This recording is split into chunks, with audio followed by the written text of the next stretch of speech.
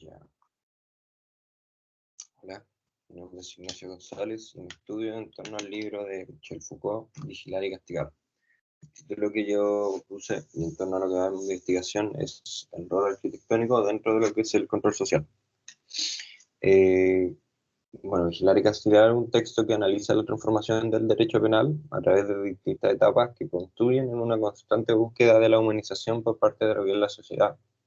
Se relaciona constantemente el factor social y psicológico del llamado individuo, y finalmente esto termina culminando en un estudio sobre la existencia de distintas técnicas y elementos que controlan y dominan al cuerpo humano. A través del presente texto de estudio se resumen las ideas principales con respecto a la obra de Michel Foucault. Todo esto se resume con la constante búsqueda de relacionar las bases y las ideas propuestas por el autor en torno a la arquitectura, en cómo la disposición y formación de distintos espacios ayudan a entrelazar conceptos a los cuales Foucault espalla de manera profunda. Asimismo, gracias al contexto en el cual estamos insertos de pandemia, se gira en comparación en torno a la cotidianidad y en cómo estos distintos métodos ayudan a controlar de mejor manera al individuo. Esto mediante, como ya se dijo, la deformación de los espacios públicos y el control a través del miedo y sectores que favorecen las cualidades e ideas propuestas por la obra. Eh, bueno, Foucault plantea lo que son las ideas de poderes. La primera sería suplicio. El suplicio era, por así decirlo, parte del sistema penal que se ejercía en la Edad Media. El culpable, bueno, se le ejercía un castigo físico por sobre él, al cual se daba de manera pública. Eso, casi se montaba una especie de espectáculo en torno al sufrimiento del individuo. En base a esto nacía la necesidad de establecer dicho acto en espacios de ciertas cualidades que privilegiaran a un grupo colectivo masivo, de manera que una cantidad considerable de personas pudieran observar al individuo. Distintos paseos, establecimientos, plazas o frente a estructuras referenciales y un montón de situaciones se daban a través de la disposición de los elementos arquitectónicos, me gusta verlo así, o espacios que contaran con cualidades que ayudaran a estas situaciones. Porque se ejercía de manera colectiva, porque era más como, quizás como una instancia de enseñarle al resto de lo que estaba pasando. En la ilustración se ve la condena de Damiens, la cual primeramente lo que se le hizo fue atenaciar lo que es el cuerpo de él, y sobre esta, por así decirlo, heridas que quedaron, se empezaron a vertir distintos líquidos calientes por sobre el cuerpo de Damiens. Todo esto mientras él seguía vivo. Luego finalmente se empezó a desmembrar el cuerpo a través de la fuerza de 4 caballos dispuestos en las extremidades, y finalmente se quemó el cuerpo y se empezó a esparcir las cenizas por el viento. Este acto empezó a durar horas, por lo que gran colectivo de personas se enseñaron, mientras el rey todo lo observaba y mientras la región estaba parte de esto, por lo que se donaba más como en un acto de venganza del rey por sobre el castigado, y se empezaba a ver como una enseñanza hacia las personas. El segundo poder del que se habla es el castigo. El castigo ya habla de un rechazo colectivo hacia lo que es la idea de suplicio, una exigencia de humanización por parte de la sociedad hacia el sistema penal. El castigo se impregna en lo que es la sociedad, y las instituciones penales la definen como una defensa de la sociedad. El castigo no funciona en torno a la venganza, al contrario a la idea anterior, es algo más justo basado en 6 reglas. La primera es la cantidad mínima, la cual dice que el castigo debe superar el delito en términos de ganancia, para que el individuo pierda más de lo que gane. La segunda es el de los efectos laterales, donde la pena se interpone como algo más intenso para aquel que la pueda causar por sobre aquel que la causó, para generar un control más masivo. La tercera es la idea de la idealidad suficiente, donde el castigo debe mantenerse en una aproximación constante a lo que el delincuente conjetura de él. Esto va más establecido hacia la percepción que tiene un propio o un ser anormal. La regla de la certidumbre absoluta, que es que el aparato de justicia debe estar unido a lo que es un órgano de vigilancia, como son las fuerzas militares o los carabineros en nuestro caso.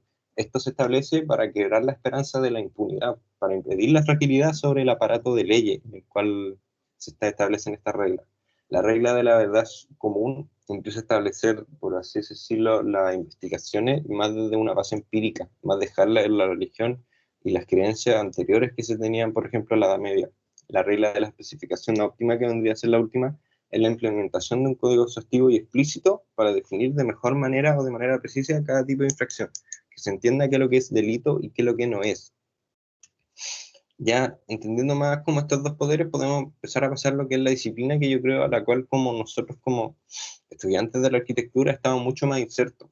y también aquellos que ejercen el cargo.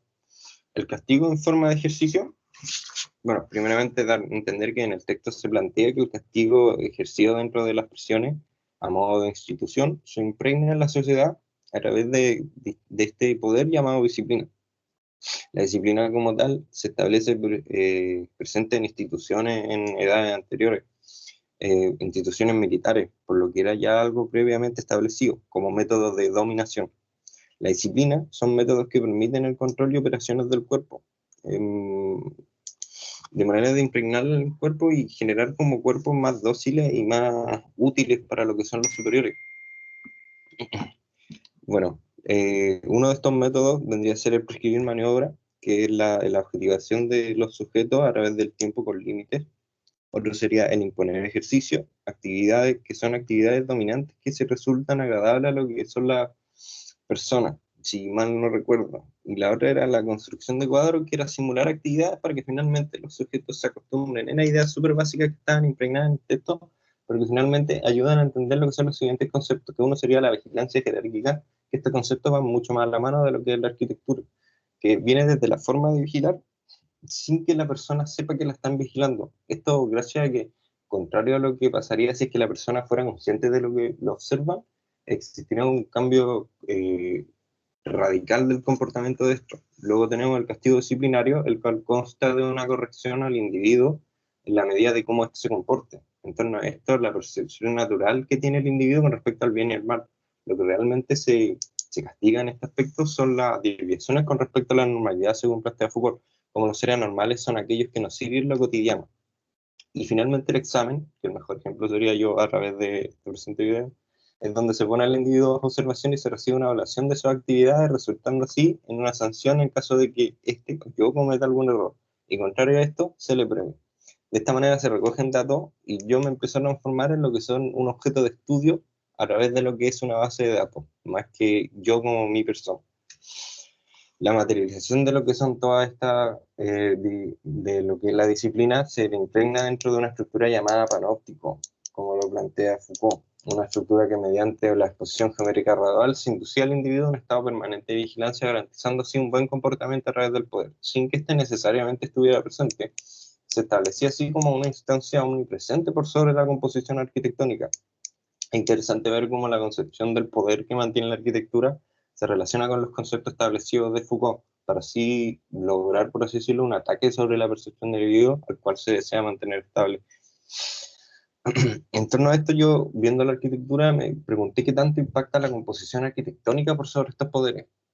Dentro de mi cotidianidad, por ejemplo, yo veía el establecimiento de lo que son los condominios, que son elementos verticales que establecen una gran cantidad de habitantes, pero aparte de eso establecen este concepto del observador observado o la vigilancia jerárquica, como lo propone Foucault, como un elemento arquitectónico puede interferir dentro de un lugar, por ejemplo, genera un quiebre dentro de la cotidianidad, de la horizontalidad de una población, y empieza a molestar debido a esta percepción de panóptico que él tiene. Si hablamos de panóptico, por ejemplo, la cotidianidad a la cual estamos insertos, existen diferentes cámaras. Como se ve acá en la imagen, una imagen relativamente nueva que tuve la suerte de conseguir, de lo que son las cámaras de vigilancia de Iquique. Acá situada en Pedro Prado, la central. Estas actúan como panópticos, donde también en la actualidad un panóptico que se puede ver a través de la pandemia vendrían a ser las personas con mascarilla por sobre aquellas personas que no tienen mascarilla o que no cuidan su respectiva salud. Entonces empiezan a impregnarse la idea de Foucault que la sociedad finalmente genera disciplina por sobre nosotros mismos, no solamente existente en la región.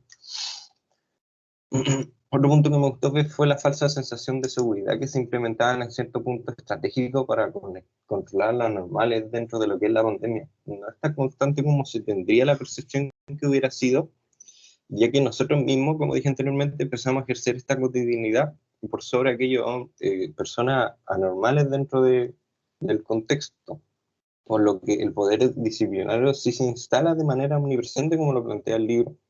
Asimismo, empieza a cambiar la cotidianidad de lo que es el individuo, transformándolo mediante lo que algunos llaman la cultura de la ansiedad, que gira en torno a lo que es el renombrado virus.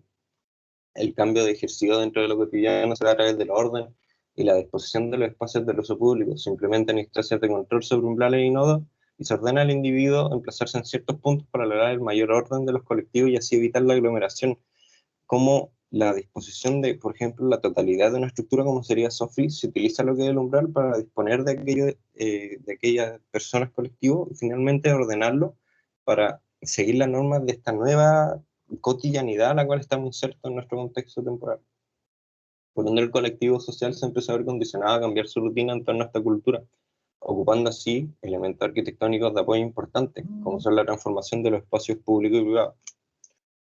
Como conclusión, yo quise ver que la existencia del ser dentro de nuestro contexto actual y basado en las ideas propuestas por Foucault, se ve condicionado hacia una nueva cotidianidad en la cual el tiempo recoge de términos importantes y se rige en torno a esto de manera constante. El aislamiento, la fila, la disposición de los espacios y la constante vigilancia y otros factores se ven emplazados a través de la disposición de espacios y estructuración de la arquitectura. La arquitectura se empieza a establecer como un elemento deformable, quizás no deformable como tal, pero sí capaz de adaptarse a las instancias más propias de control. De esta manera se ve al individuo o al cuerpo decir sujeto a una condición de habilidad por sobre toda la estructura utilizada. Asimismo, los espacios que se presentan para mantener una calidad de individuos constante y de manera masiva generan un efecto de control total por sobre aquellos que se dispongan a ser anormales dentro de la cotidianidad. De esta manera no existe una necesidad como tal de implementar fuerzas de control por sobre ciertos individuos, ya que finalmente entre nosotros mismos como sociedad nos terminamos controlando. Termina siendo casi poético. Muchas gracias.